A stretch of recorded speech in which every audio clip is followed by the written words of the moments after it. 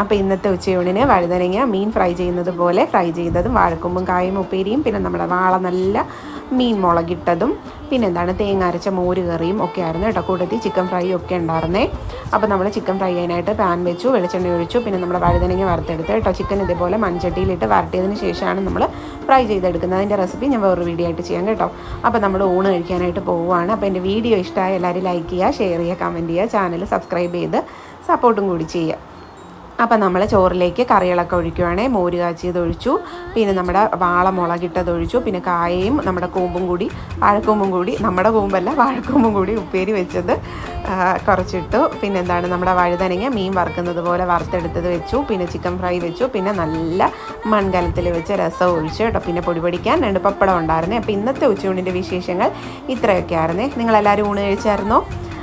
അപ്പം പ്രത്യേകിച്ചൊന്നുമില്ല, അത്രയേ ഉള്ളൂ. Tata bye bye.